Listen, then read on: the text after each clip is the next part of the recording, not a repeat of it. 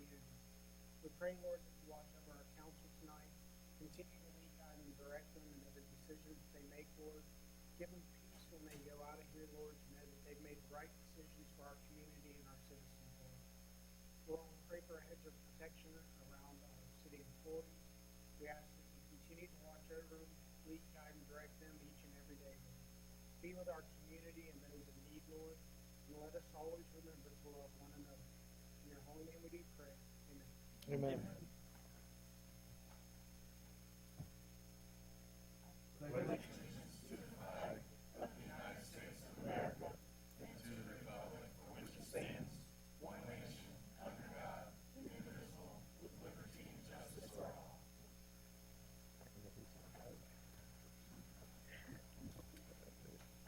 Roll call. Mayor Williams. Here. Deputy Mayor Warner. Here. Councilmember Bovair. Here. Councilmember Goins. Here. Councilmember Koss. Here. City Attorney Garganese. City Manager Takanich. Here. And Assistant City Manager Fear. Here. Thank you. Oh, thank you, ma'am. Next up, we got to approve our agenda, and we have item number 6.5 that needs to be removed from consent agenda, and it's going to be on the October 23rd meeting, as well as item number 9.1, which is 19-483, needs to be moved to item number 2 under city business, and then the item number 19-486 should be item number 1, 9.1. So if I get a motion with those changes. I have two additional amendments. One would be to move the reports as we had discussed after delegations. So that would make reports 5. And the other would be to take item 6-2 out of the consent agenda. And I believe then it goes to council business. Report is 5. Pardon me? You want it removed or?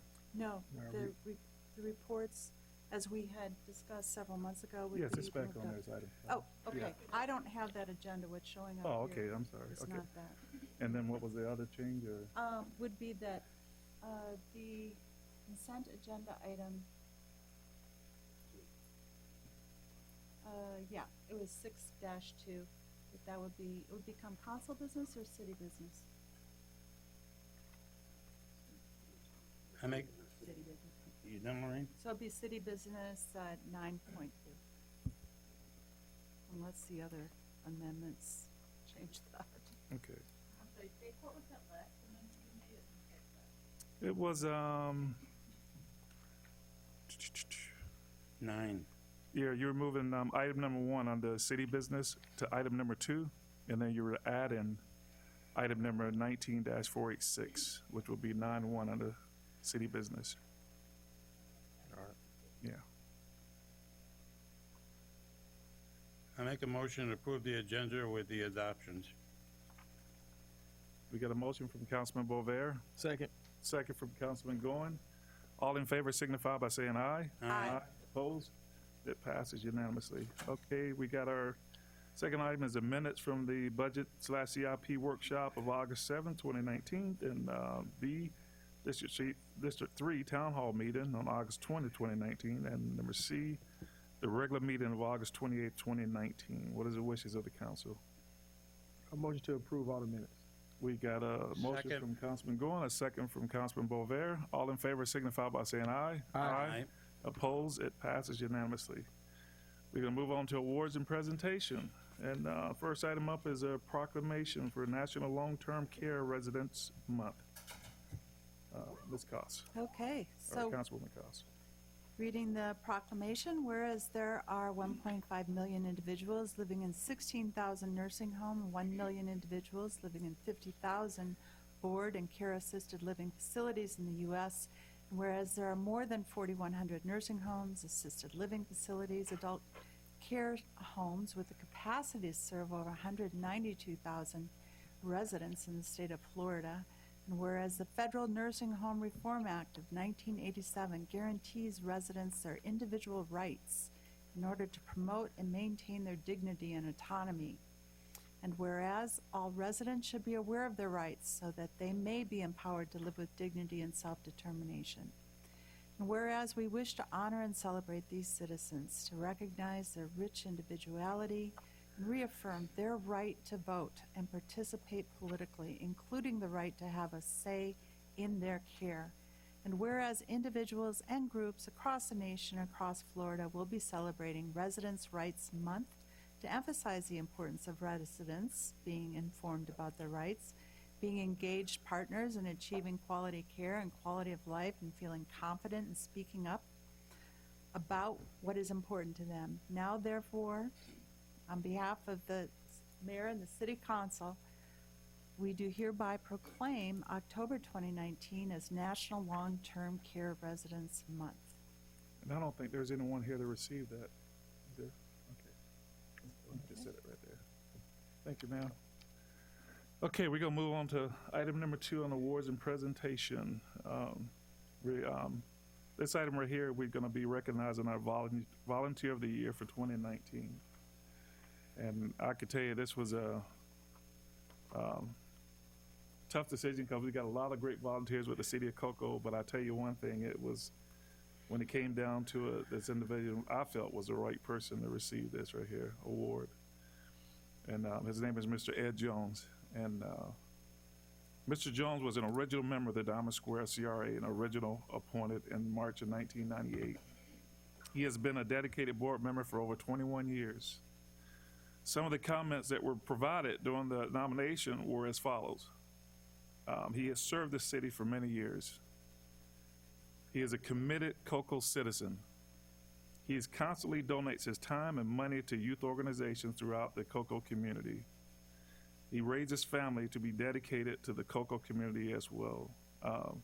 And I can tell you, growing up as a young man here in Cocoa, I don't think he even realized the impact he had on some of us kids back then.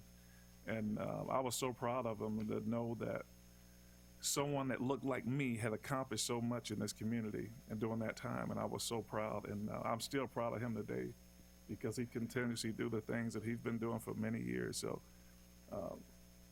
if you all want to chime in and say a few words, you're more than welcome will, before we for bring sure. him up. I'm a firm believer of giving roses while you're alive. Mr. Jones, I appreciate you for just being a man, taking care of your family, being a great businessman, allowing us to see you in a different kind of light, man. I mean, you don't know how much you mean to a lot of us in the community. Seriously. I know sometimes, it's kind of hard going from day to day, getting up and going to work, but us young men, when we see you do this every day, you give us encouragement. So I appreciate you, and the best thing about it, you live in the best district in the city, District 1. And we appreciate you, and Virginia Park appreciate you, Washington Street, and you walk around and picking up trash every week. It's something I see pretty much every time I go in the morning, I see you walking. And so you are an encouragement to me and my family for sure, so I appreciate you. And I will just say that I don't know you, Mr. Jones. We haven't met personally, but I can testify that there was some stiff competition, and you have a lot of fans. Yeah. So you're inspiring a lot of people. And he a Florida Gator too, so that's another good thing. Oh, no. He's not Clemson, huh? Deputy Mayor? Clemson. Yeah, I just want to say thank you to Mr. Jones for all the years he's given to the Diamond Square RDA. When the Diamond Square RDA was formed, the work that core group of people did was so vitally important to where we are today. And it was a labor of love because we all know there was no money, and there were a lot of dreams and a lot of plans, and no clear way to accomplish them. So people like Mr. Jones, who stuck with the Diamond Square CRA, even when there wasn't a lot of hope to get anything accomplished, are what makes this city great. I appreciate it. I appreciate the influence that you've had over the other people in this community. And I'd also like to say that Mr. Jones is one of those people who just goes out and does what needs to be done and never asks for any attention or any accolades for doing it. He's one of our silent citizens who does the hard work and never expects anything in return. He just does it because it's the right thing to do and needs to be done, and he definitely deserves this honor. Thank you. All I can say is that I don't know you, sir, but I want to say congratulations for your hard work and dedication to the city of Cocoa. We appreciate it. Thank you, sir. And you're featured in this month's FYI. Mr. Jones, if you can please come up and have your family come up with you, we can.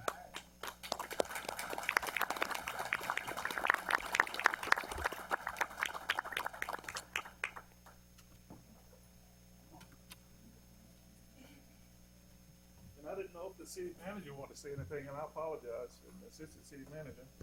I can, I've been here 17 and a half years, a little bit more than that. And Mr. Jones, I think the Diamond Square CRA was one of the first meetings I was able to attend.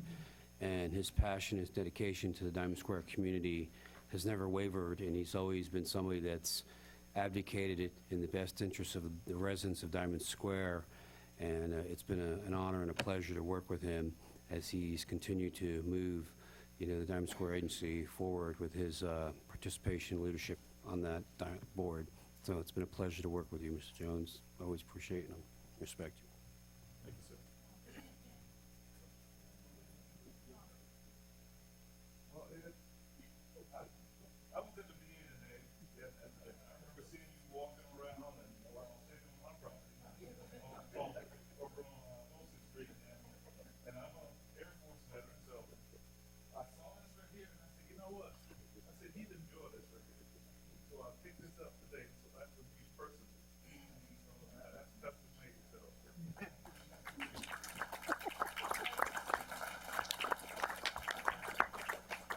This right here is what the city, got me right there, and it says recognition for outstanding service on the Diamond Square CRA for your involvement in the Cocoa community. Presented, by the Honorable Mayor, City Council, to Cocoa for October 9, 2019. City of Cocoa Volunteer Year 2019 Award. So,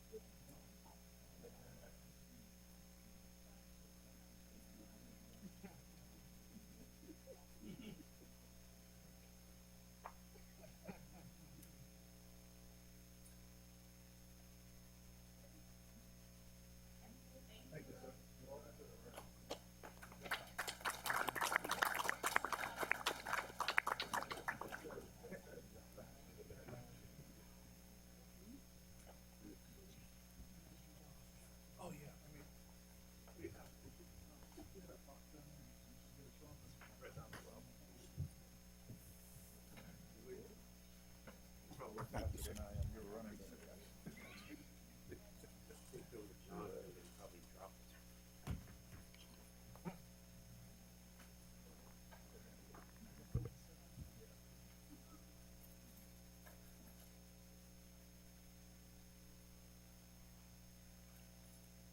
Thank you, sir.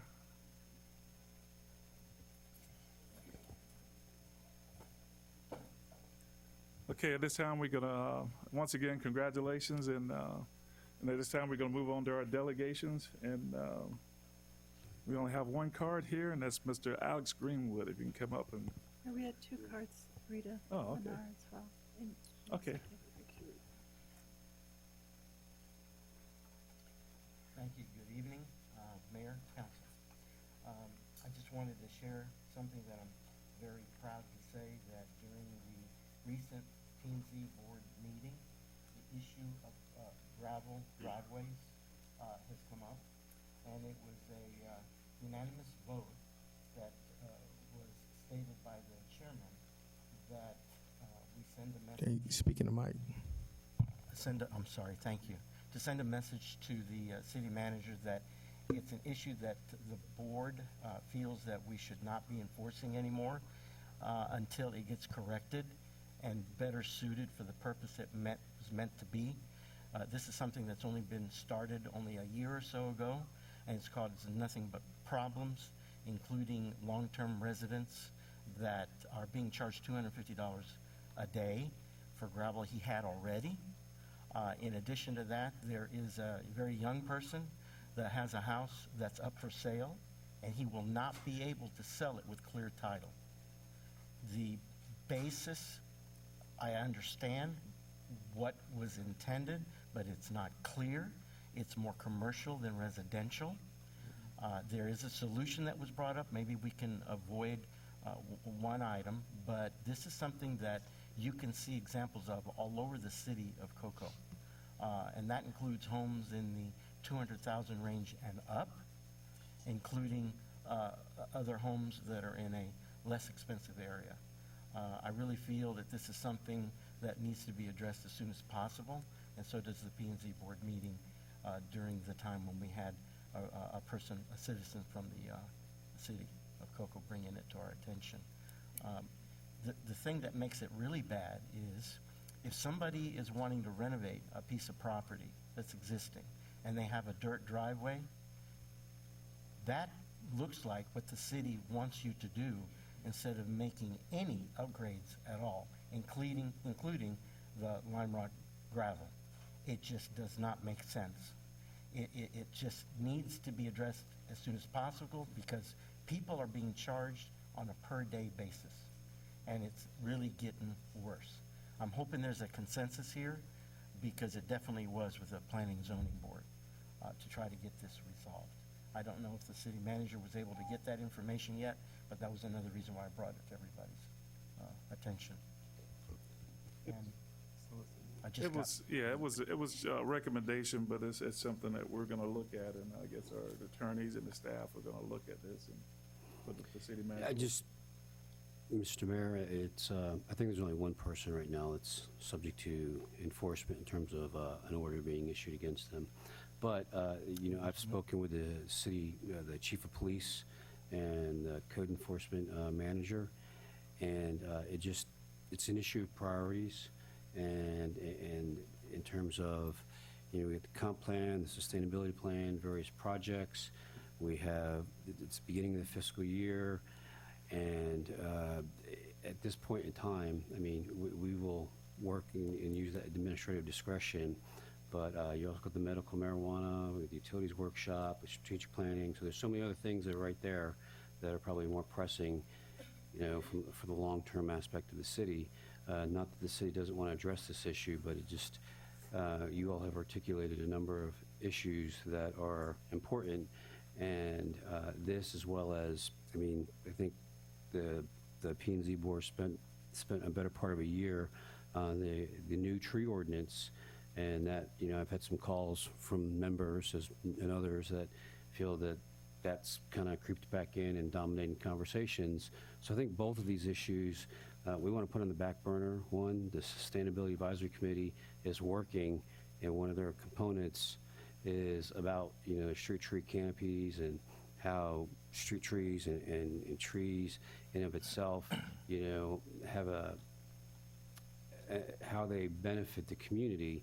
And so within that plan it will be discussed. So it would be premature to bring that issue up. But in terms of this one, there's so many other issues that you've kind of put on the table, and I just think to divert staff at this point in time, we will kind of, again, exercise administrative discretion in terms of not, enforcing at this point in time, and, and suspending, I guess, I'll get with the attorney to find out what we have to do to suspend, because there's only one person I know it's my understanding, and the chief's shaking his head, that is subject to fines. What about the individually, like the person that needs to sell their home? They wouldn't be able to do so, and they live paycheck to paycheck. Here, that's an example right there. So they have a current lien on that property right now? Yes, sir. And I don't think that lien is just solely related to Or it this. might be something else. it's about the gravel, from what I was informed by the owner. Property, I know who you're talking about. Oh, you do? If he was renting the property, zone for one driveway, and that's what they're using it for. He's not using the left spot. We had renters in there that were using it illegally. He's not living there, he's living with his folks, and his house is up for sale. Yeah, it's up for sale, and that would keep him from selling it. No, and you shouldn't have any liens on it because, Well, I'll check into it. no lien on it because that property to the left of the driveway is grass. Well, I see gravel there, and that's why I brought this up. And that was what he was wrote up for.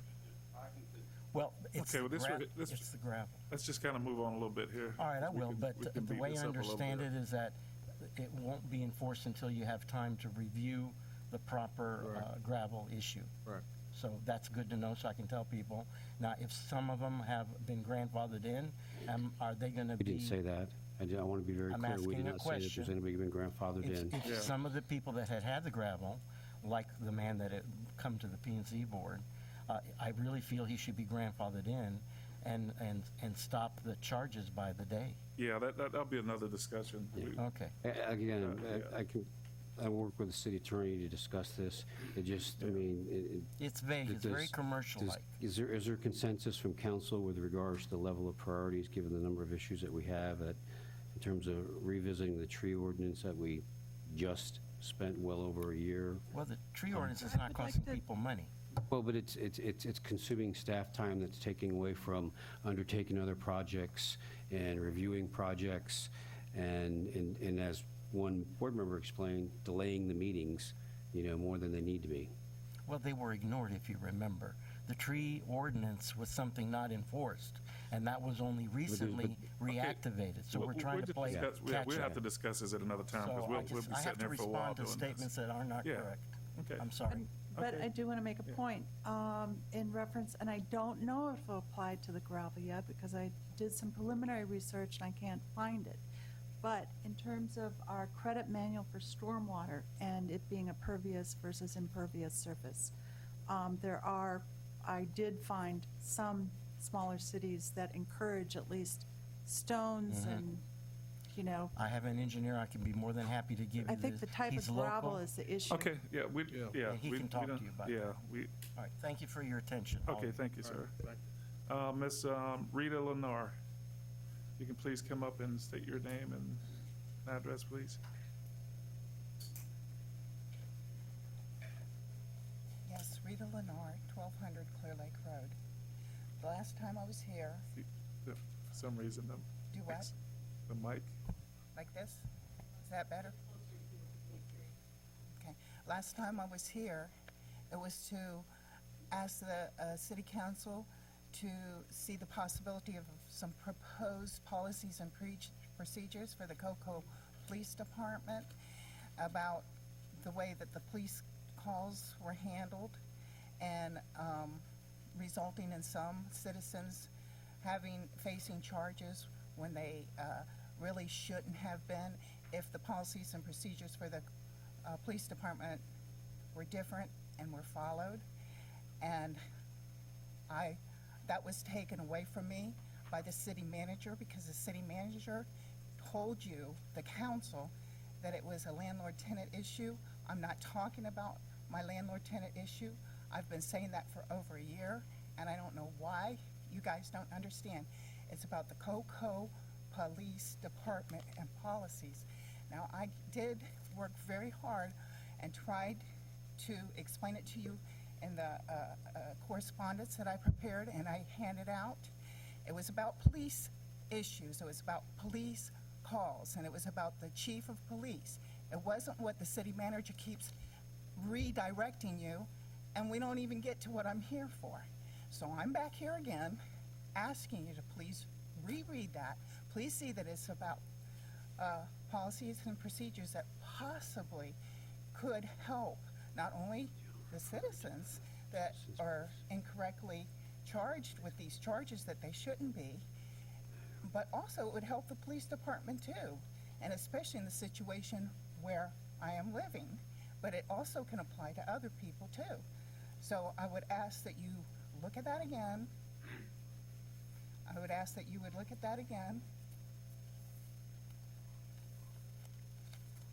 And maybe address the issue that I'm talking about, not what the city manager keeps redirecting you to. He's talking for me. He's taking that away from me. The other thing that I wanted to address tonight, that I didn't address before, but I'd like to address tonight, that kind of falls into this is Mike Cantaloupe is not letting code enforcement. I'll be back next time, I guess. My time is up. Yeah, you can go ahead, yeah. Okay, is that where I am living, and it's with this same group that has caused a lot of this. It's kind of like a little, like mafia type activity on a small scale. And he won't let code enforcement enforce the code there. In the site plans, the Florida room is for the residents, but he's allowing them to run a business, this little group, to run a business and calling it a 24/7 yard sale in the Florida room. And they're not even like, they don't have a business tax receipt, they don't have any of this. This is going on. So that's what I'm addressing. And I ask that you not listen to the city manager because he has taken that away from me 3 or 4 times. Listen to me. This is my issue. It's not his issue. He wants to make it into something because he doesn't want to spend the time. But this is important. Thank you, ma'am.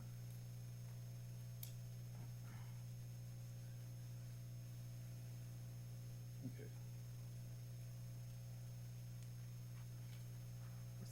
Okay, we have no more,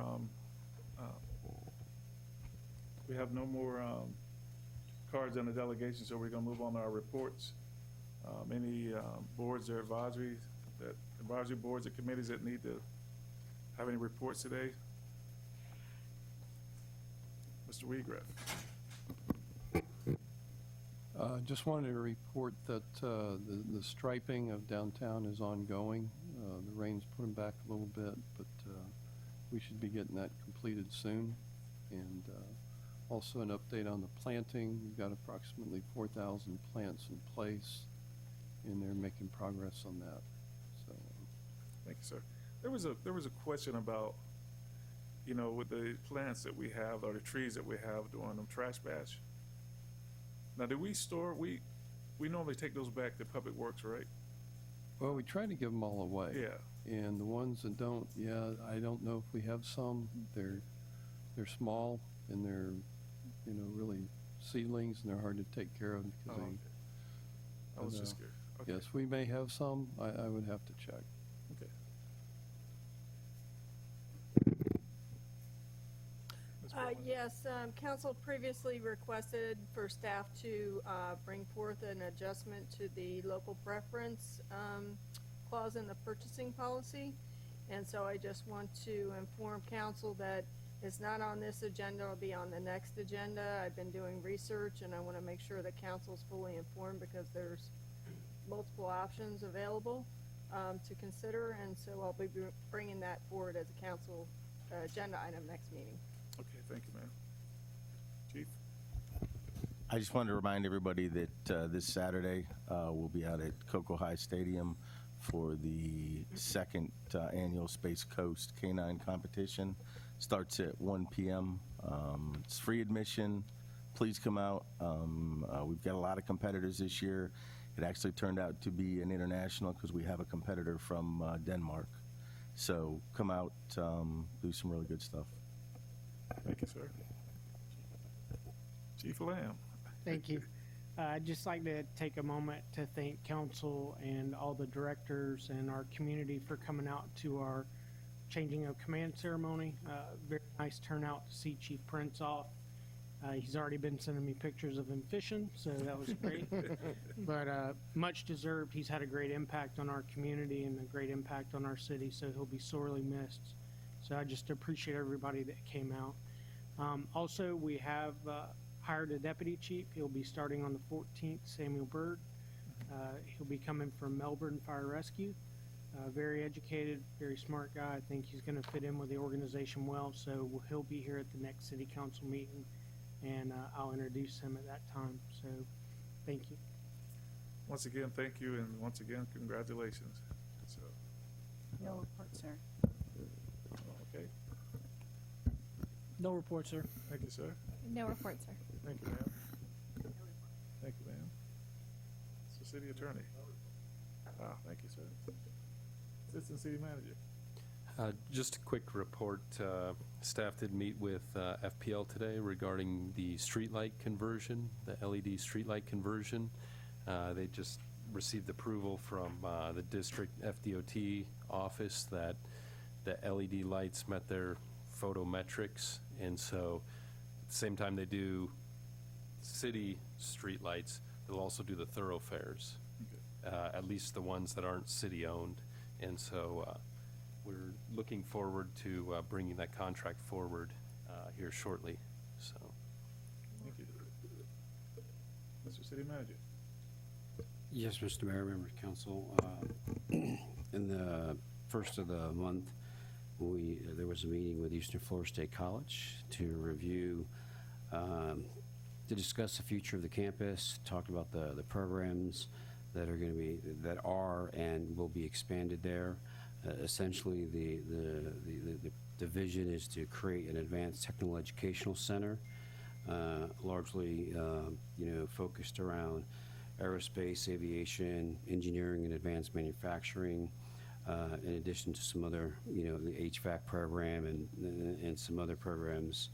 But it really kind of trying to ride the coattails of the governor's desire for the state of Florida to be one of the leaders as a state in terms of workforce development. So they reviewed various programs and they talked about some of the challenges that they're facing, but some of the partnerships that they have that are helping to push the programs.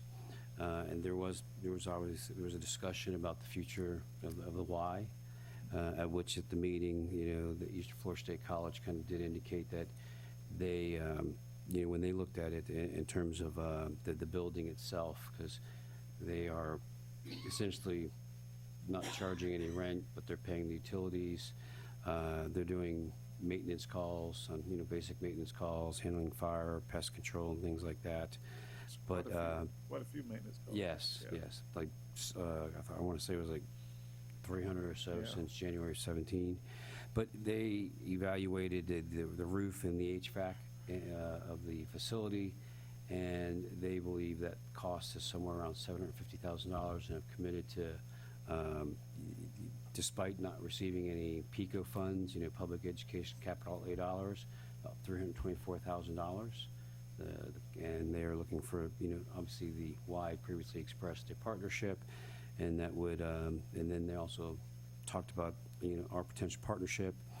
We have subsequently sent the Y after that meeting, because I thought it was a good meeting, in terms of, one, the overview and the future of the campus. The other thing to note is that it's still the primary hub for a number of the critical functions for the campus. I mean, for the college as a whole. So and there's no intent to relocate. The accounting. Let's see. There's there's accounting. There was the primary. I don't misspeak on this one.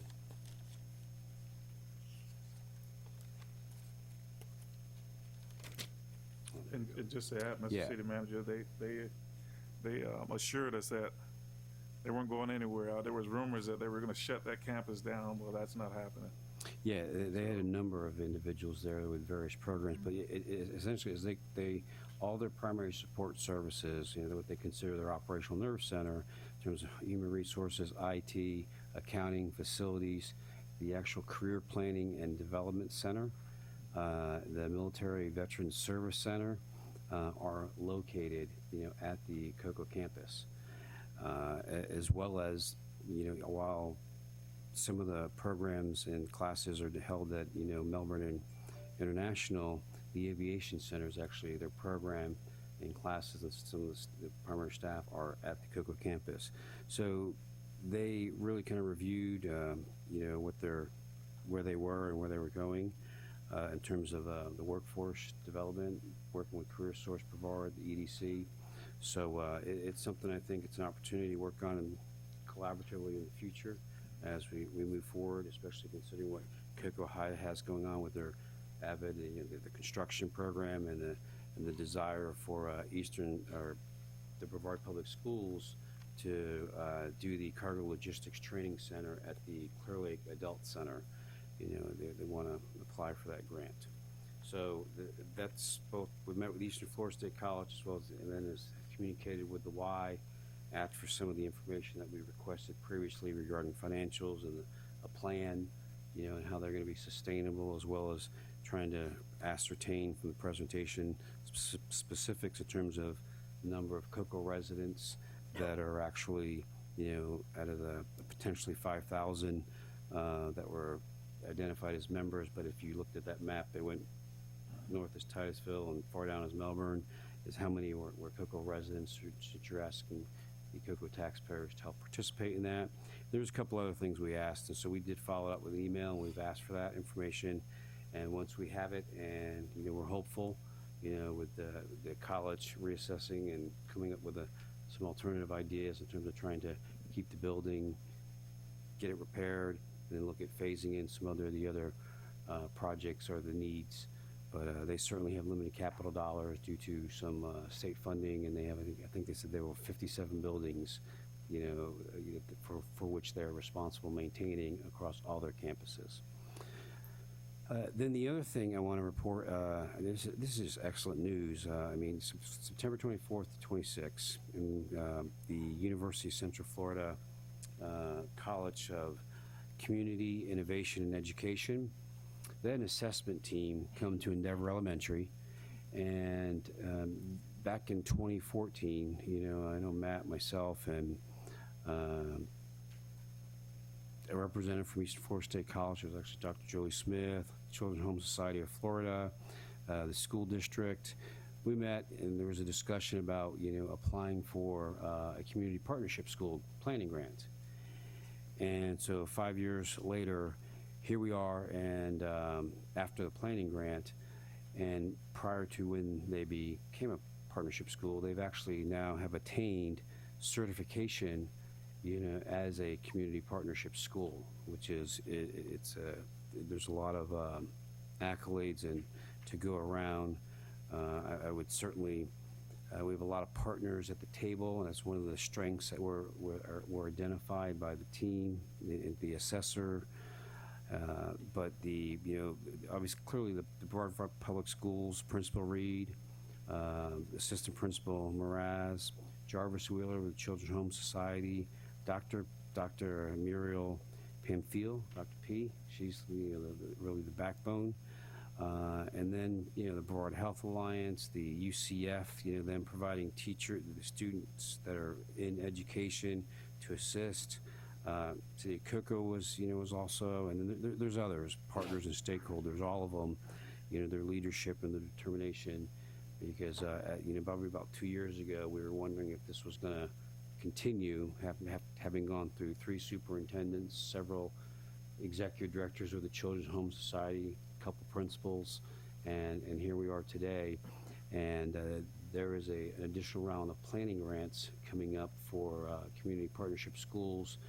And both the Children's Home Society and myself reached out to the school district and, you know, Dr. Mullins as well as Principal Rashad, and have encouraged, and we've been informed that the COCO High School is going to apply, because, you know, you have the premise behind the community partnership schools is, while yes, focused on academics, but also looking at social investments in terms of behavior, leadership and conflict skills,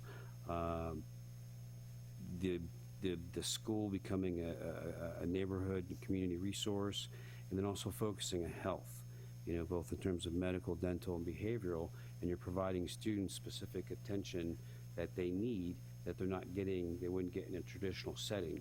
So for them to, in our case, since the Brevard Public Schools and their infinite wisdom decided to close, you know, Clear Lake Middle, and you now have COCO Junior Senior High School, you have a 6th grader, and we know, I think all of us can attest, going from middle school, 8th grade, to high school was daunting and can be kind of very, take a toll on a student.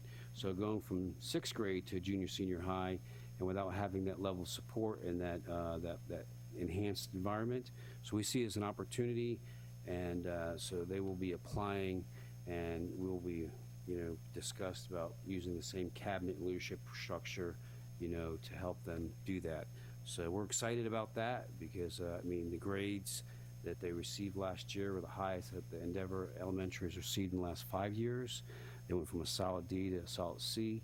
And I know over the summer there was a STEAM program that was supported by a number of different community organizations, and Cocoa Community First being one of them. But Matt was recently, they were discussing at the Leadership Council meeting that they looked at what the summer gains and or losses were, and the Endeavor Elementary students, both in reading and in math, they did really well. They had gains versus, experiencing some of those losses. So that's very encouraging. We talk about building a brighter future for all of our community, and it starts right there in terms of with our youth, because as you know, they predict, sociologists and criminologists will predict or project future prison population based on a student's ability to read at 3rd grade if they're not reading at level. So it's a very sobering statistic, and the fact that the students and the parents have a lot to be appreciated, a lot of appreciation to the parents, because the parental engagement has increased and continues to be one of the top priorities of the community partnership school. So, and last thing is just to remind City Council, I will be attending the ICMA conference. I'll be leaving on the 18th and returning on the 24th. Thank you, sir.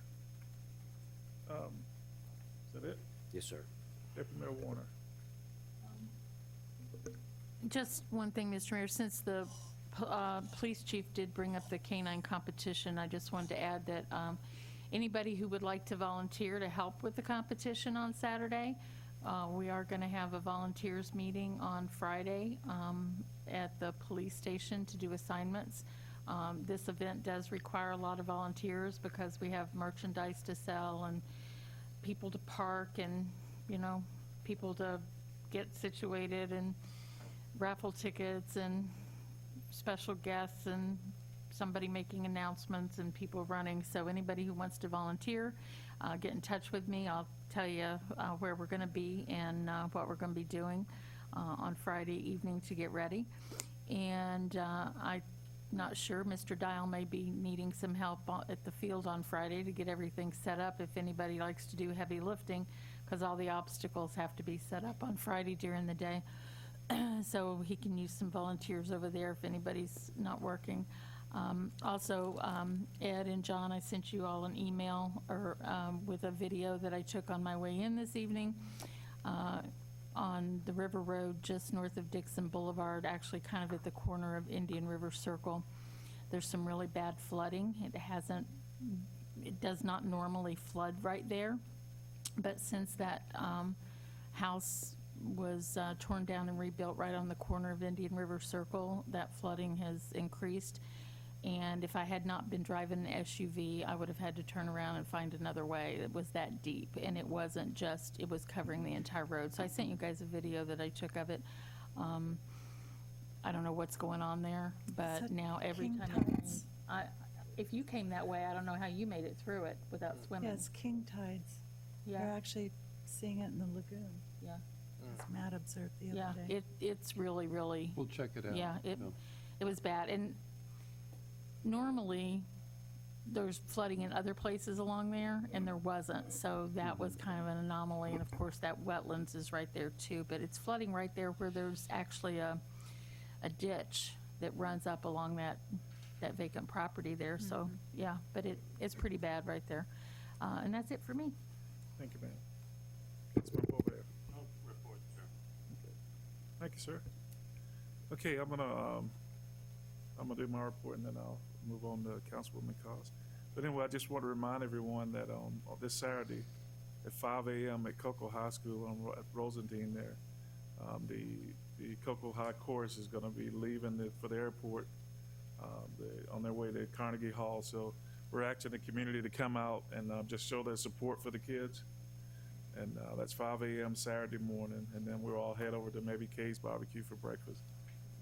But It's on you. we want to give them a good showing, and let them know that we really care and appreciate what they're doing. because this is a once-in-a-lifetime opportunity for those kids, and it's just incredible.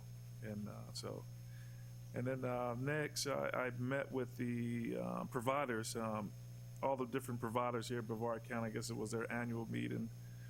So they wanted me to speak. This was at the Cocoa Beach Country Club, and I talked about homelessness and what we're dealing with as a city, the city of Cocoa, and some of the issues that we're facing with some of the different organizations that provide food for these individuals at some of the different locations. And just kind of share with them some of the pain that we're feeling, our businesses was feeling it, and our residents was feeling with individuals crisscrossing throughout the city and in the downtown area, as well as we talked about affordable. I talked a little bit about affordable housing as well with these individuals. So I think that some of them get the message.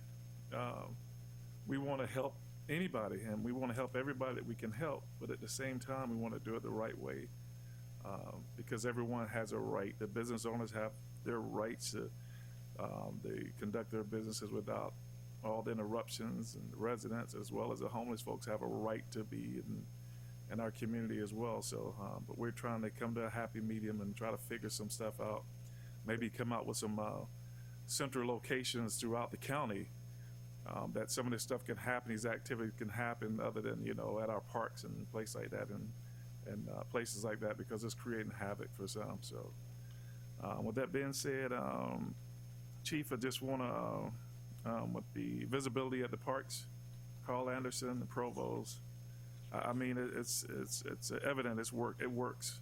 I've gotten some comments from some of the residents over there, and then some that didn't live over there that was just passing. And when they see the guys over there, they're happy, and they see that these individuals don't like, if they're doing something wrong, they don't want to be around there. So they kind of disappear when the officers are there. So if we can keep that up, man, it would be great, because they're really happy about what's happening there. And then I attended the Pink Gala this past Saturday with the ladies of Zion put on. It was for breast cancer awareness. It was a great event, well attended. We had one of the doctors from Health First that spoke, and I tell you, it was education for me, because I learned some stuff that I was totally unaware of. I didn't realize we had so many, as many men that suffer from breast cancer every year. It was incredible. It was very enlightening to me. So great event. And then the two V-Cops back there, Rip and I think what's his name, John? Yeah, John. Yeah, I want to thank them for the parade that was Saturday morning as well, for the anniversary of Jesus parade that was held here in the city. You guys did a great job with keeping those folks safe, getting them to their destination. So I really do appreciate that. We appreciate that. With that being said, I'm going to, Councilwoman Cox. All right. Well, you stole my thunder on that Tigers Cross. That's Oh. okay.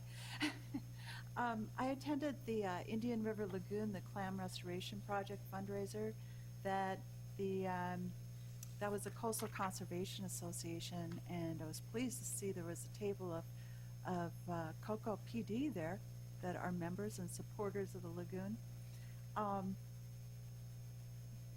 Dr. Dwayne DeFries, National Estuary Program, was there to give $100,000 to that cause. And I had the opportunity to talk with him about some of the projects we're doing in our stormwater plan. And he would be pleased to entertain any proposals for any of the more innovative projects that maybe we need to do some feasibility studies on. And his grant dates pushed back closer to January, so I know a lot of grants are due right now. So just want to invite everyone to the town hall next Tuesday, 6 o'clock, Florida Solar Energy Center. It's for District 4, but open to everybody. And although we won't have the Cocoa Tigers chorus, the senior group there, because they will be in New York City, we will have the junior chorus there to at least do the national anthem for us.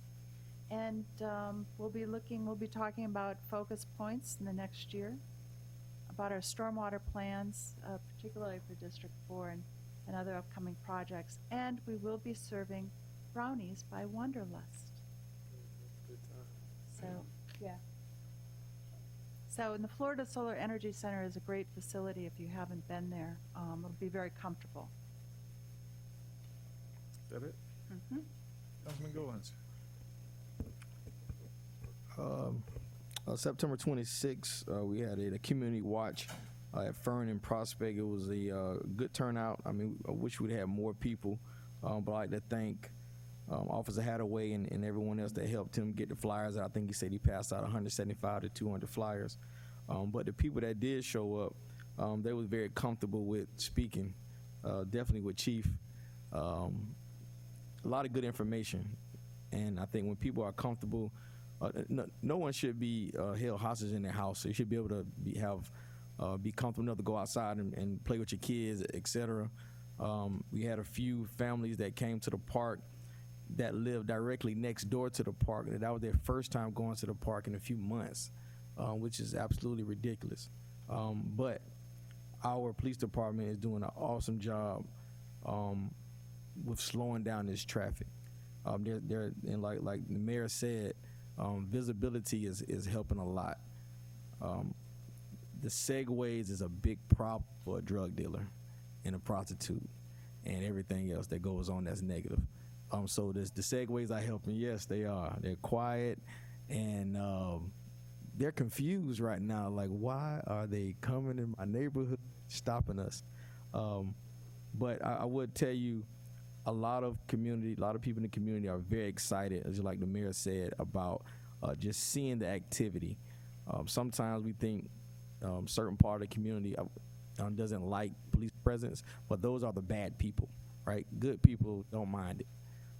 So I appreciate you again for opening up that line of communication and allowing the challenge that I placed upon you to get it done, and they are getting it done. So I definitely appreciate you and all the men and women that's out there doing this. A few things, Mr. Wheatgrove, I want to understand what's the process of when it comes down to lifting up the canopies on the trees. On Fern and Prospect, we have an issue right now, and me and Chief had this conversation. The lighting is horrible, so that's causing criminals to, it's like a roach, right? If there's this dark, they can get away with a lot of things. So what's happening, they are doing a lot of things under these trees at nighttime. Nobody can see them at all because the trees are so big and they're so full, the lights can't get through them. Do we have a process to like prioritize certain trees throughout the city? Because if you like me and Chief was talking, if you ride by like tonight on your way home, just go through certain areas, you can see how really, really dark it is on certain streets. Do we have a process to prioritize that? Yes, actually, our priority is clearance for vehicles, 14 feet over the road, I believe, and 7 feet over the sidewalk, and people on the sidewalk. Trimming trees in front of street lights, we don't normally do, but we can look at these at Fern and Prospect. Right. Generally, to trim for light means a really serious butchering on the tree. So we can look at, is the light in the best place? It may be possible to relocate it down a pole so it's not in the middle of a tree, but we can, Fern and Prospect area, we can look at that. And in particular, if there's other areas that you want to look at, we can. Okay. But generally, we just met with FPL, and FPL made it clear today on the streetlight meeting that no, we don't trim trees for light. They trim trees for safety clearance on their wires. Okay. So that is an issue. Someone planted the trees without thinking about where the lights were. Yeah. And the trees don't move, but it could be possible we could move the lights. And we'll look at that before we. And I think it might be really good to get a light directly at the corner of Fern and Prospect. That would be a beautiful thing. That would change the whole outlook of that whole area, especially if we go into the LEDs. I think that would be a good thing. Right. This is our chance to move things around, so we will look at that. Okay. Thank you. All right. The other thing was maybe this doesn't have to be a conversation, but just looking forward. I know speed bumps is not a great conversation when it comes down to these areas because of crime, but the good citizens in the area are having issues with people stealing cars or whatever the case may be. You get some of these teenagers in cars running the stop signs, going 80 miles an hour on a street that's, 100 feet, 500 feet long. And this is a really bad problem, and it's causing an issue for some of the kids in the area as well. So maybe look into that, possibly doing some speed bumps in the area, or humps or whatever you want to call them. That's really all I had. And Jolie Smith, Cornerstone ceremony is Friday at 4 p.m. This is an awesome event definitely for that community, to get a brand new center. I'm excited, and a lot of people in the area are excited. That whole area, we have Dunkin' Donuts now in the area. I mean, I love donuts too, so maybe we can go there. But it's going to be I got Dr. Jolie Smith will be there as well. At another moment to give roses while someone is alive. So I hope everyone can come out this Friday at 4 p.m. at the corner of Washington and Stone Street. Thank you. And I just wanted to add, Councilman Goin, I have been seeing the officers out doing the traffic control during the day. I've been seeing them at a few locations. I'm not going to call those locations out, but I've been seeing them, and they have been out with the radar gun. So, and I know that's something that we have been talking about, and I have seen them quite a bit out in the last couple of weeks. So. No, I'm not a violator.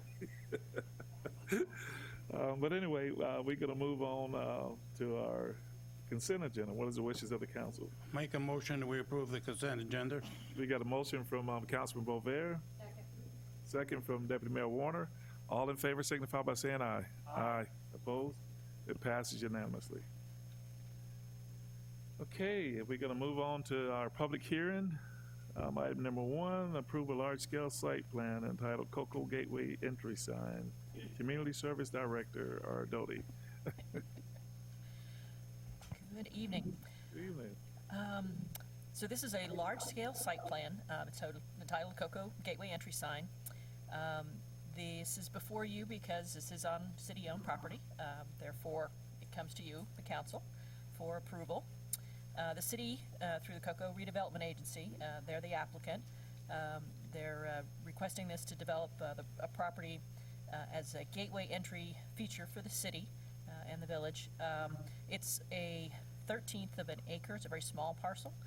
It's addressed as 6 Forest Avenue, and it's at the southeast corner of King, which would be eastbound 520, and Forest Avenue. The city purchased the property in July of 2016 for the purpose of creating the gateway feature. Environmental work was done on the site, including a phases 1 and 2 demolition and remediation.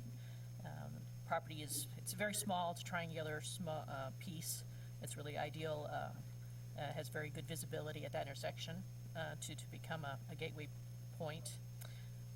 The project is referenced in both the Cocoa Community Redevelopment Agency Waterfront Master Plan and the CRA's Redevelopment Plan Update. The design portion was completed last fiscal year, in fiscal year 2018, and budgeted for this year for construction of the feature. And in September of this year, the Cocoa CRA meeting, the agency members approved selection of a contractor to complete phase 1 portion of the project. The entry sign project will be an actual signage set in an area of Pazers. There will be streetlights installed around the parcel and trees planted, 1 on the northeast side and 2 on the west side of the parcel. The pavers, the streetlights, and the trees will be matched to those already installed on Florida Avenue as part of an earlier phase of the streetscape project. City staff have reviewed the site plan and determined that it meets all the requirements of the city code. The Planning and Zoning Board's recommendation, which you have in your staff report, was related to certain elements of the site plan. However, and with all due respect to the board, the CRA has already approved construction design criteria based on the project plans and approved the selection of a contractor. And I suspect that modifications to scope of work at this time might be cost or time prohibitive. It's something to to be considered, and therefore staff's recommending approval of the site plan as it is. So. Thank you, ma'am. I got one question. The height of the steamboat itself. So, what's the actual height on it? Is that No? I don't know. We saw that. 5 feet 10? They look like 6 Oh, let me see if I can. 6 Those feet. are so tiny. The bottom is 7. And then is the, Yeah, probably is it 5. actually 7 feet. That's placed pretty big. in the archway so that, I mean, Yeah, it's right. It's a back silhouette, and behind it it, sits. right? No, it's under the arch. okay, so Yeah, then direct. the arch doesn't actually welcome people You didn't because you can't walk through there. Oh, did you see the picture? or- Yes, oh yes, I studied it. That's pretty. But you can't actually walk through the archway then. No. No, I mean, technically, I suppose you could. It's more visual. Because- It's not a pedestrian experience type of a Yeah, I guess not. feature. It's a visual as Right. you coming through the city, mainly on cars, or But then bicycles, is or on the it bus. welcoming? I mean, even if it was set back, even if the artifact was set back, would at least,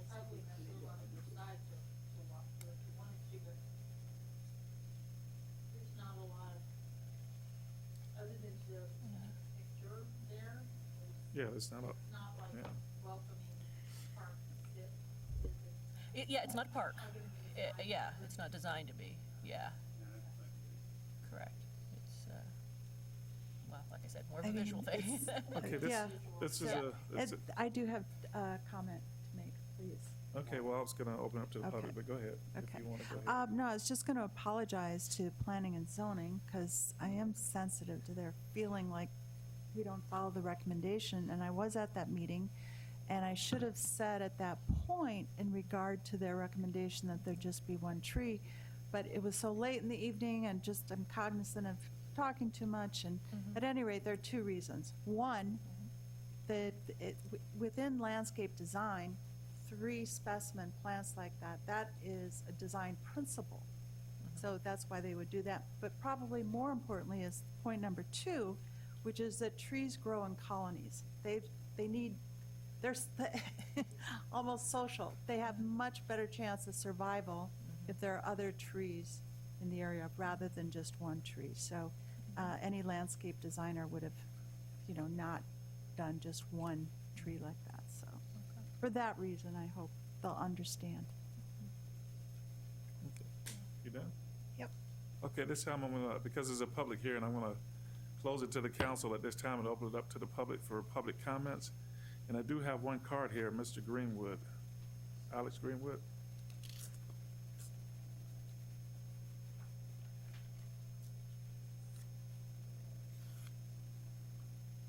Mayor, council, thank you. In summary to the P and Z board meeting, it was a unanimous decision that they had preferred some items that was discussed before in other council meetings about making the steamboat silhouette larger by going up higher, because the arch allows that. There's enough room for that. Also, past CRA member here, before the council the last time that you all were here, also was very supportive of the silhouette to be larger. Now, I was asked by the commercial property owners, and we're talking about Mac Osborne, Captain Med, who can't be here, Jan Stewart, that couldn't be here, Mike DeChristopher, Roy Berry, who just passed away, been here long-term resident and realtor. These are people that not only supported the original idea, but they realized that because of maintenance, it was better to just go ahead and do the signage. They're happy with that. But also Norman's Lounge, Norman and Troy, who own a lot of property here, and they were the people that bought land here in the downtown area that nobody wanted to go to, and merchants were able to finally come together. They all are supportive of enlarging the steamboat to where it is easily visible. And I was also under the opinion from the last council, we did fine tune some things, but from talking to the board members that there was still a chance of tweaking it a little bit. This is not anything that we take and drag it out to the point where it takes forever. The engineering or architect with this, there were long, drawn-out time periods before this item came to the board. It's almost like it's a rush thing. Oh, just make a decision and get it over with. And that doesn't work well with the commercial property owners. They don't like that. That's how we almost lost the crosswalks that, thank God, the mayor was able to allow me out of turn to come up and say, wait a minute. And I'm glad that that was tabled to review and added in the budget to have that reconsidered. Point being, this is something that's going to be there for many, many years. It's not something that should be rushed or quickly done, but we're at the point we're on the verge of finalizing it. And that is the only suggestion that was made by the P&Z board, 9 out of 10. The one person that voted no against it was under the opinion that the design was a done deal, unless I'm mistaken. I'd like to see if I'm totally wrong, so I can report to the people that asked me to be here. Well, lucky you only have, on the top of the steamboat, you only got a 1'6" height that you have space in the middle, and you only got 1'5" on each side. So you don't have much to play with. To be honest with you. Tall, it's 6 foot tall. Yeah. It's 6 or 5. It's 7'6" to the bottom of the sign. One at a time, so we can. Yeah, I never 7'6" to got the an bottom of the example. sign. It's 5'10" to the top of the steamboat itself. Never got the dimensions, and Yeah. that makes sense, Alex. Yeah. Okay, thank you, sir. Mhm. Is there anyone else that'd like to speak on this item? Tough. I mean, Mayor, I'd just like to mention there are FDOT setback requirements, and that is why we designed and engineered it that way. Thank you, ma'am. I was gonna mention that, but thank you. Yeah, And I also wanted to mention that the project has been ongoing for 3.5 for years. quite some time, yeah. Yeah, it's time. But anyway, at this time, I'm gonna close it to the public, reopen it to the council, and as Mrs. Bunt stated, this have been going on for quite some time now. I think there was a contest, if I remember correctly. And then that came to pass, and then there were some more changes and more changes and. Some more changes? They're just kind of beating this thing to death, and Okay, with that, Mr. Mayor, it's how kinda to about move motion on. to approve? Yeah. with that being said, I'm making a motion to approve the Community Service Director approval for the large-scale site plan as written. I'll second. We got a motion from Councilman Bover, a second from Deputy Mayor Warner. All in favor signify by saying aye. Aye. Opposed? It passes unanimously. And that's unanimous. And congratulations to the downtown CRA Yeah. for getting that done. And then we're going to move on to council business. First item is request approval for changes to 3 previously approved road closures. Motion to approve. Hold on a second. Come on up. I still want to hear what she has to say. hear them? Read them, they're in the book. Yeah, I know. I'll make it quick. They are, we brought forth to council in December of last year the road closures for the entire year. These are 3 changes, and they're all listed in there. So if you have any questions, I'll be happy to answer any questions that you have about the changes. No, ma'am, we got a motion from Councilman Bover, Second. second from Deputy Mayor Warner. All in favor signify by saying aye. Aye. Opposed? It passes unanimously. We're gonna move on to item number 2. Approve the code enforcement lien reduction request in the amount of $2,100. Chief Cantaloupe. Yes, Mayor and Council, the property owners are requesting that their lien be reduced, and it was recommended by the Code Enforcement Board at the last meeting that the lien be reduced to $2,100, and we're asking council's approval. And Motion to approve. now, was that staff recommendation? I saw the 8,000 or something, or who was that? The staff originally recommended 8,000. Was they, I can give you the was they 8 or exact. 79? Yeah, 79, I think. It was 79, Chief, wasn't it? No, it was No, it 8,000. was, I don't know, I was at the meeting. We originally asked for $8,742. Yeah, okay. During the last code board meeting, the code board specifically asked staff what staff's cost was for everything we had done at that property. We provide them, and it's attached to this also, a cost of investigation or a cost sheet. And it was approximately, I believe it was just a little bit under $2,000, so, or right at 2,000. So the Code Enforcement Board recommended that the lien be reduced to $2,100. And we went with Code Enforcement's, the board's recommendation. Yeah, because this ran on for a number of years, like about 5 years. Yeah, it was 1,911 days. Yeah. If you break that down, yeah, I believe it started in like 2014, and it was satisfied in 2019. 7/15 of 2019. Yeah. So, like I said, we're recommending what the code board recommended, but if council desires a different. Now, there's no current Nope, violations. on the everything was taken care of. They're looking to sell the property. Hopefully, they'll sell it and somebody will take ownership of it and move in there, and we'll actually get somebody that lives on that property and wants to take care of Okay, it. thank you, sir. What's the wishes of the council? Motion to approve. We got a motion from Deputy Mayor Warner, second from Councilman Bover. All in favor signify by saying aye. Aye. Opposed? It passes unanimously. We're gonna move on to item number, city business. Approval of the final subdivision entitled, okay, let me get this right now, because we had a little change there. I wrote it down. Modification, second modification to the development, binding development agreement for the cottages, and then the final plat. Yes, sir. Okay, I got it right here. I'm looking right at it. All right.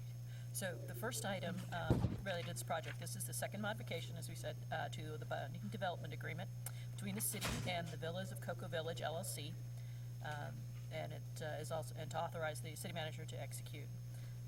This development agreement, this change, affects lots 1 and 2.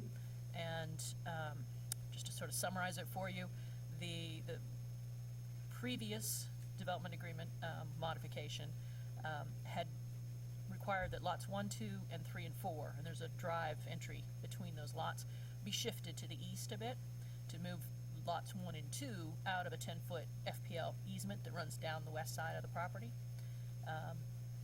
And because there's a rather large concrete FPL transmission pole out there, the engineers looked at it and determined they couldn't move that entry drive any further to the east, which meant that if you couldn't move the entry drive, you couldn't move lots 1 and 2 because they sit up against that entry drive and utilize it. So the modification would be to allow lots 1 and 2 to encroach into that FPL easement a distance of 3 feet. The buildings are not allowed to be built in there. The model homes are actually going up now on those 2 lots. However, the lot itself can be in the easement, you just can't build on it in that portion. So, our recommendation is approval of the modification. What's the wishes of the council? Motion to approve. We got a motion from Deputy Mayor Warner, Second. second from Councilwoman Cost. All in favor signify by saying aye. Aye. Opposed? It passes unanimously. Okay, item number 2.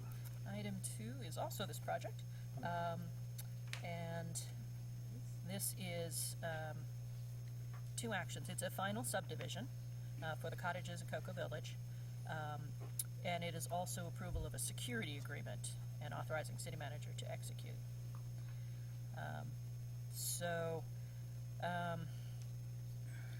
The final plat, the project has a long history. It started a year ago in October of 2018 with a development agreement between the city and the developer at the time. There was a modification to that development agreement in November of 2018. The planning board heard the preliminary subdivision in December of 2018. Then the city council approved the preliminary subdivision with some conditions, and that was December 12th of 18. Got the you're wrong in your agenda. Council then approved an assignment of the binding development agreement in February 13th of 2019, and that transferred ownership, the developer of record, really, from the former developer to the Villas of Cocoa Village LLC. Council then approved a revision to the preliminary subdivision plat, which had to do with lot widths for lots 5 through 14. That was also February 13th of 2019. And then, of course, tonight's second modification, which you just approved, affecting lots 1 and 2. So city staff certainly looked at all of those assorted approvals and conditions and variances that were granted through the development agreements.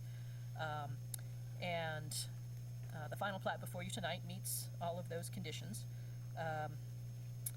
It should be noted that the plat only authorizes the subdivider to install all the required subdivision improvements in accordance with the engineering plans. That's the preliminary subdivision plat. And in order to sell the lots on the plat, council, of course, has to approve his final plat.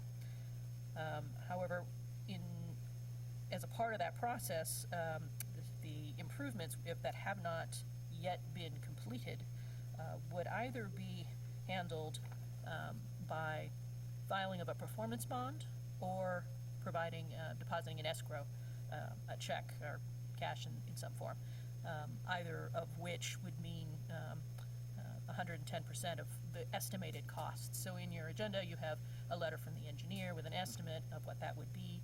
The developer is planning to go the certified check route, and hence we've provided you with a security agreement that would cover essentially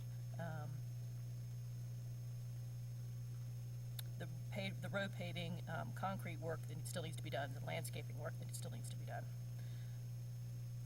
So your applicant, the applicant is promising to complete at its expense all these remaining subdivision improvements within 1 year, unless an extension is granted by the council.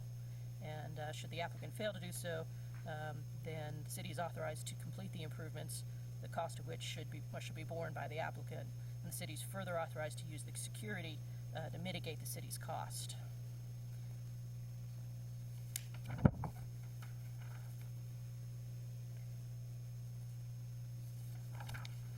All the way to the back.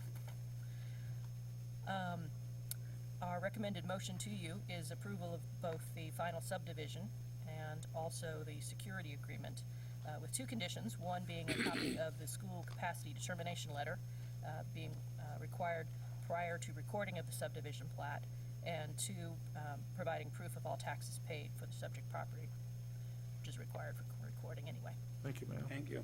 So wishes of the council. Motion to approve. We got a motion Second. from Councilman Bover, second from Councilwoman Cost. All in favor signify by saying aye. Aye. Opposed? It passes unanimously. You got your information agenda in the back there. If I can get a motion to adjourn, we can. Motion to adjourn. Hold on a second. Oh, yes, we sure did. I'm sorry. All right. We sure did. We moved Pulled one an off. item off of consent. We sure did. And that was number 2 on the consent agenda. And that was approval of the cross-connection control technical field service provided by Ace Flows Control, Utilities Director. Mayor, I'm sorry. Bob Dietz, the general contractor, he actually wanted to speak under that item. Okay. Will he be able to do that? Yes, ma'am. Even though you've approved it? Yes, ma'am.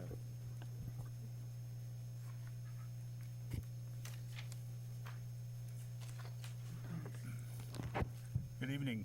Good evening. My name is Robert Dietz. I'm the general contractor, also one of the partners in the development company doing the cottages. So I just wanted to say good evening to you, Mayor, council members, city staff, Cocoa residents, and everyone else present here. My partners, Tommy Barraza and Bob Harvey, apologize for not being able to be here tonight, but Tommy's flying, and I'm not sure what Bob is doing, but he's out of town. They wanted me to just take a moment to speak. We first wanted to thank city staff, Dodie, Nancy, and all the staff have been very helpful in moving this along. I noticed you mentioned something about rumors before, on some other subject. And, there have been numerous rumors that have been circulating about our project, and we wanted to put a couple of those to rest with this approval that you've just granted. The process of preparing a project like this is not an easy one. Just a brief bit of background starts with the fact that we were not the original owners of the property.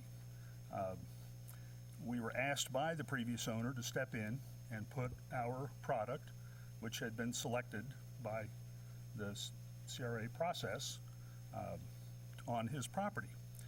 We had a deal with that previous developer.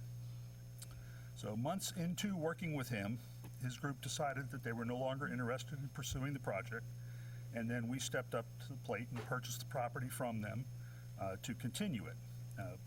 We were committed to the vision of the city of Cocoa, the vision that the city has for the village. Having said this, we had some times where things had to be adjusted and assignments made in order for us to take over the project, which took a bit of time. Rumors have circulated that the project ran out of money or that the city was blocking attempts for things to move forward. Needless to say, just the fact that we purchased the property should be enough evidence that neither of this was true, and we want to make clear that the city has been working with us as well to make this possible.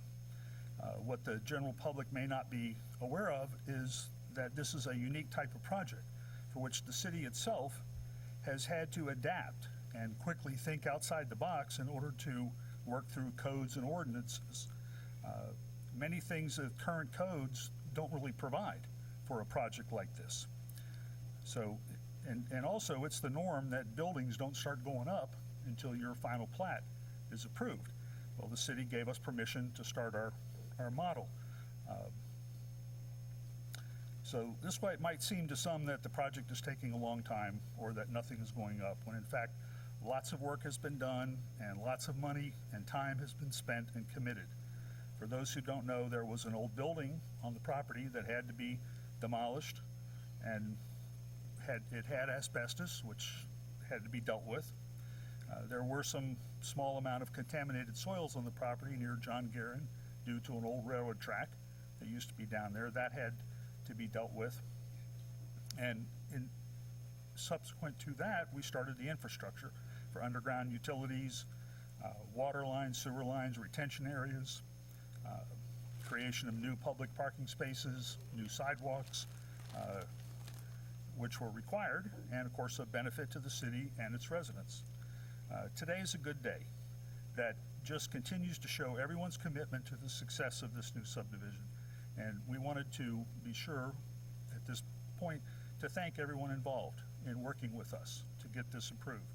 And now we're going to get to work and continue building this amazing project, which will only enhance and hopefully make the people of Cocoa proud. Thank you. Thank you, sir. I'm so Thank glad you. that you actually made those comments, because I know I was hearing a lot of, like you said, rumors that the city was holding the project up, and I said, no, the city's not holding the project up. I said, it's whatever issues going on, it has nothing to do with the fact that the city's holding it up. I said, because the city's doing what they need to do. And so Well, I've been involved in a number of developments, and it's one of the things that makes the development game interesting. There's always something that comes up that no one thought about or no one understood was going to be a problem. And you have to be creative. Yeah. You come up with solutions. Thank you. Which we've done. John Takanich has been very helpful to us in trying to work out situations that came up, as well as the staff. It's been a pleasure working with them. thank you, sir. I appreciate Thank that. you, that's good to hear. And this just goes, just want to say, to Bob and others, when you're doing a redevelopment project on the existing, and you're going in, you're subdividing, there's a lot of complexities with that. It's not like a normal greenfield site where you have a blank slate to develop. And they didn't have that. They had existing infrastructure, power lines, so we're looking forward to the project. Thank you, sir. And we appreciate their patience as we were trying to find solutions as well. Thank you, sir. And then Jack. Yes, sir, this is item number 2 moved from the consent agenda. It's to approve the cross-connection control technical field services provided by Ace Flow Control Longwood, Florida, up to the 2020 budget amount of $680,000. Request approval from the city manager to execute the related purchase order. So it was moved from consent, so I'm here to answer any questions from anybody on council. Councilwoman Cox. Yeah, I just wanted to, well, because, 680,000, I think over, $500,000. I know that the cross-connection prevention program, that's ongoing. So this is an annual expenditure, and it's something that we will have going into the future, right? This is a program that was started back in 2014, really in earnest in 2015. It was a result of a rule change by DEP on how we look at our cross-connection control. We revised our plan, brought that to council. We have spent somewhere in the order of $4 million over the last 6, 7 years with Ace Flow Control. They were RFQ'd and selected as our contractor, and they have, I think, one more year, so it'll be this year and I think into part of next year, continue that program. They've been averaging about $800,000 a year. This year, we are requesting $650,000, and that's also due to the fact that about 2 or 3 years ago, we added 4 backflow techs as new positions to the utility, as well as a supervisor last year to supervise that work. The staff So are currently... those our staff or? Our through staff, the- correct. Okay. Our staff. So that was my main question, actually, Yes. Jack, was, I know it's an ongoing program. I know it's an opportunity for us to have more professional engineering staff on board. And, those are folks that absorb institutional knowledge and can, cross-train in other areas and that sort of thing. So I was just concerned when we have so much going out to a contractor that the actual program itself is, we're just bringing it up to speed and it's going to be shrinking, or are we going to be still? Yeah, I think our hope is to, by the time their contract is over, basically another year and a half, that the majority of that work would be in-house. Really, but quite honestly, I still foresee it as a mutual agreement at this point, because what we're finding now is our staff is doing the new installs for backflows, of course, and a lot of all of the repair work, and the contractor is doing the new surveys, which is required by DEP. So when a new residence that has a high hazard or a medium hazard, a physical survey of the property has to be done and logged in. That process is currently being done, although, we had to do something like 30,000 plus surveys and that was over that couple-year period. So This is over the whole region. This just isn't Cocoa. correct, this And we is the talk about entire water system. 7,000 This is not commercial. city only. Yeah. This is all jurisdictions. So we have 84,000 connections, and of those, about a third of those fall into some kind of a hazard, where we might have reclaimed water, well water, and when you have those kinds of hazards identified on the property, it requires us to put additional backflow preventions, so that water can never get pushed back into the system and maybe harm potentially somebody else downstream. So that's what this program is kind of all about. Okay, well, I'm glad to hear. My main concern was that, we just look at opportunities to bring staff in-house. I know it's been said before that it's cheaper to hire a consultant, but I know for a fact, and from studies I've read, as well as my own work experience, that that's not always necessarily true, that there can be advantages to having certain staff, under our umbrella, so that True. they can fit in and take over. If you walk out tonight and get hit by a beer truck.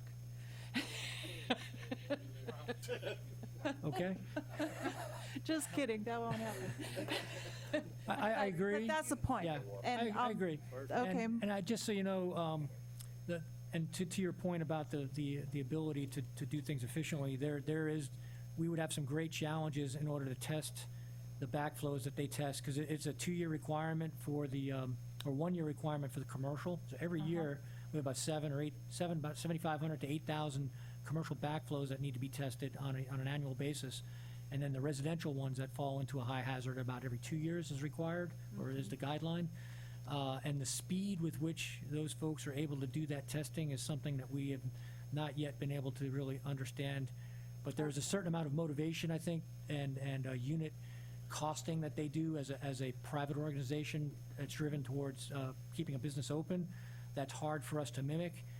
We've looked at it, and we're still trying to come up with fair numbers, but we think it would take, a large number, maybe 8 or 9 more people to do the equivalent of what they have a much smaller contingent doing. But for right now, like I said, we have 4 full-time, and then a supervisor that I think just did last year. And so Okay. that program is working out Well, well. thank you for that confidence, yes. And I'll make a motion to approve. We got a motion from Councilwoman Costs, a second from Deputy Mayor Warner. All in favor signify by saying aye. Aye. Opposed? It passes unanimously. Motion to adjourn. We got a motion adjourned from Councilman Bover, second from, was that from Deputy Mayor Warner? All in favor signify by saying aye. Aye. Opposed? Passes unanimously.